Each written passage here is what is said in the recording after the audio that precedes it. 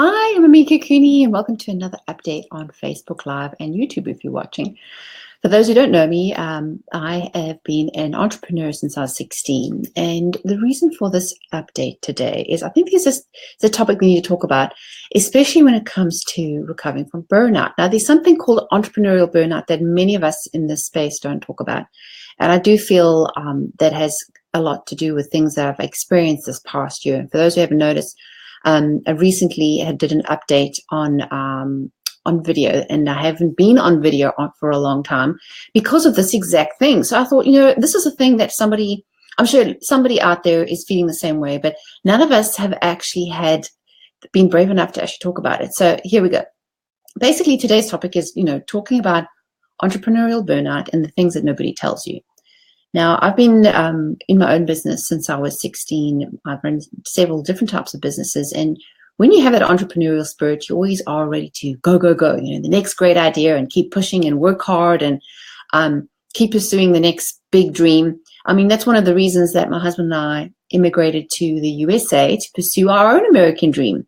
And it definitely is possible. But there are instances that sometimes things don't work out. And I have to say, little rant alert, I get really annoyed when I see these things on Facebook, and whether they're ads or online, of these programs and people calling themselves experts and selling these programs and courses and products that promise the world but deliver very little.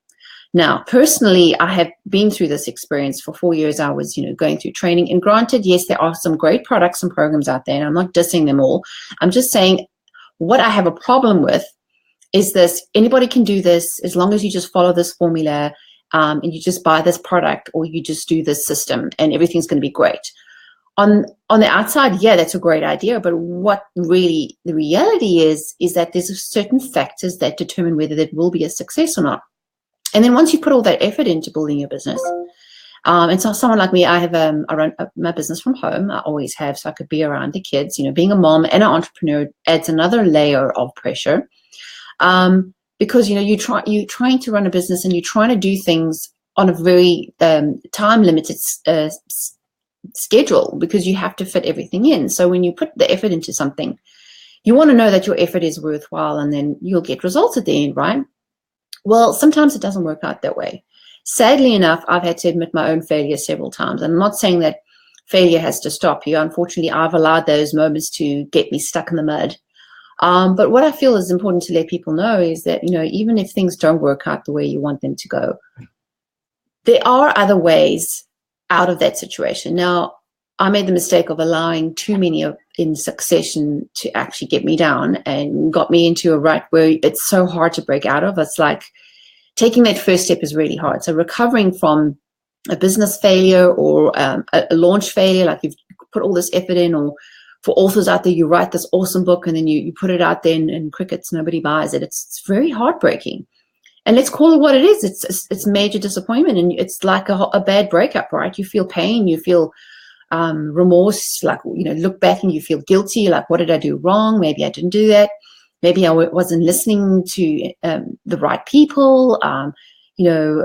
What was that? But I think we have to just admit to ourselves that, listen, even though things didn't work, what can we learn from that? So my own personal experience is that, first of all, not to just believe everything that everybody else says you need to do in order to get that success. Sometimes it is, well, we all know there is no get rich quick formula, right? It's just plain hard work. So if you've tried something, you've tried a business idea, you've tried a launch and it's failed, I'd really love to hear from you and see, what did you learn from it? Because I think that's a lot of the things we're not talking about. Is everyone boasts about the great successes and the millions of dollars they're making, or the promise of millions that you can, if you follow their formula. But let's be honest, a lot of it is, first of all, got to do with timing. A lot of these people out there who claiming these promises have, yes, they made success for themselves, but sometimes they were the ones who were first to market. So consider that. Second thing I learned myself is that if you don't have the right product fit for the right clientele or the right market, you're not going to get very far anyway. You can throw as much money as you want. I personally got myself into financial debt, trying to buy Facebook ads and programs and systems and web design and this fancy copyright and all that thing, for a launch. But if the product didn't fit the market and if the clients weren't asking for that product, you know, the old adage, build it and they'll come. I'm sorry, it doesn't work anymore. I don't know what if anyone still believes that. I hope you don't, because it just doesn't work anymore. We have to rethink what it is we're offering. And looking back over my own mistakes, I don't think I really clarified the actual need. Like, what is that itch you want to scratch? And being realistic about, you know, is the market saturated? Maybe it was a great idea 5 years ago, but I mean, look how quickly things are moving online, that maybe you just, it's too far gone, that there's just too many people and it's diluting the industry and it's pushing prices down. I had this exact experience with my photography business. I've been in as professional photographer for 15 years and I ran my own successful studio, wrote 2 books. So of course everyone thinks you've got it made, right?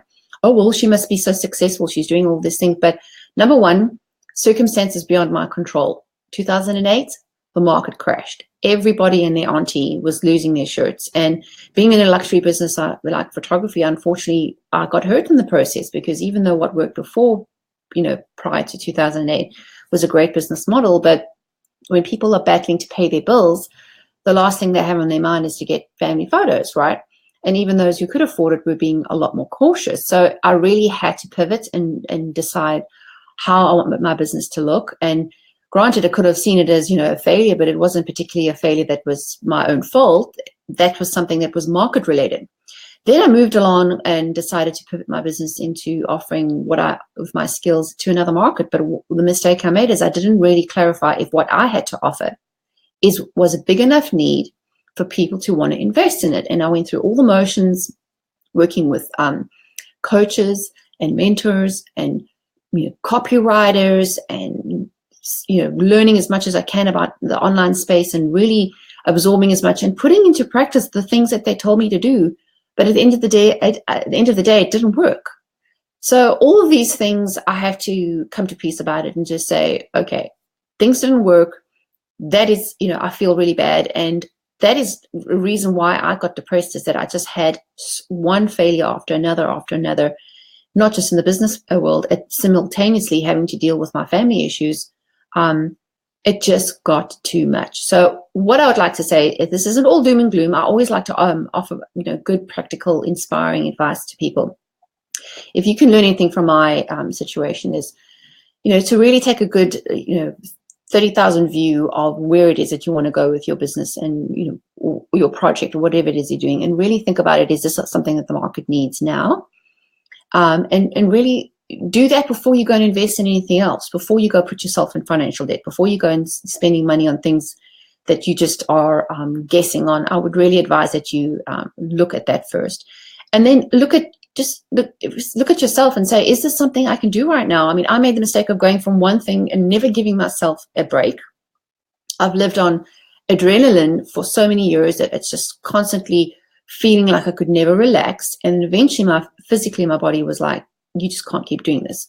So of course, health issues, family issues, business issues, all of those pull together. It's not something that we need to think of as, is something wrong with us. Sometimes we just need to look at the signs and say, right now, the best thing I can do is just take my time, rest, eat healthy, find something fun to do that isn't all consuming with your business. Like for me, it was just eat, sleep, drink, dream how to get this business going. And one way I really got myself out of there is just taking up a hobby. Like I started figure skating again, something I wanted to do as a kid. So those are the things that I would say are useful tips. If you've had any of these examples happen to you, I'd love to hear from you and see what you did in order to get yourself moving. And if you are currently in that position, let me tell you that there is light at the end of the tunnel. You just need to give yourself time to rethink and recompose and say, okay, what can I learn from what I've experienced?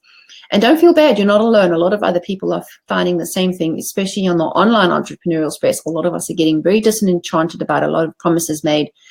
So you just need to know that it's not just you, it's industry-wide. And a lot of people are finding business tough, whether you are the online space, brick and mortar businesses. We just have to work really hard in order to keep things going. So I'd love to hear from you. As I said, add your comments below. If this is something that you find useful, let's have a conversation about it. And hopefully you'll be able to get some use out of this. If you are watching on Facebook, please click to like my page. You can get more updates of the videos we're going to be doing in the future. And if you're watching this on YouTube, click to subscribe to the channel. I do plan on offering some useful information and some tips and resources I want to provide for all of those, especially us moms out there running businesses, really trying to juggle it all, trying to make life work. Yeah, we're going to figure this out together. So until next time, I hope you have a great day. Bye.